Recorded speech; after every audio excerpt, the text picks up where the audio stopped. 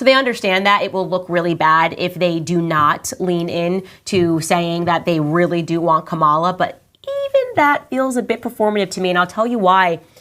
Because I'm starting to see articles creep out and they seem like attacks on Kamala. Again, if we can go into our time machine and go back to 2020, well, every time that someone tried to interject the truth about Kamala, which is that she slept her way to the top, it's a fact. She was with some 6-year-old man, got her start in the political career, and they would go, oh my gosh, how dare you say this? That's so sexist. Well, then suddenly on July 6th, the Daily Mail actually published a headline about the fact that Kamala Harris was, thoughting through life. And they basically said she got her political start, her political upstart, because she was dating this guy, Willie, can't think of his last name right now. And he was married and he was in his 60s and Kamala Harris was just a spring chicken. And that is how she entered the political scene. So she was not somebody who was a part of their ecosystem, but they tapped her in 2020 because they were like, oh, like the thing that we always say is that look at the Republican Party, it's so white and there's no diversity. And how are we going to be able to say that if we're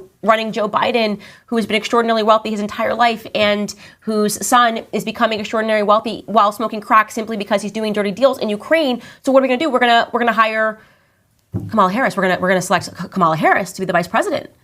And he's the only person I can think of. And then we can sell. I know that when she was sworn into Congress, she was talking about how she's an Indian, but we'll just sell the people, like, forget the Indian side. Like, now she's back to black. And the streets are talking, ha, ha, ha, ha. And that's what they did. So that is the only reason that Kamala Harris, they literally did not have another person that they felt could be the vice president and allow them to use the isms. You don't like her, you're a sexist.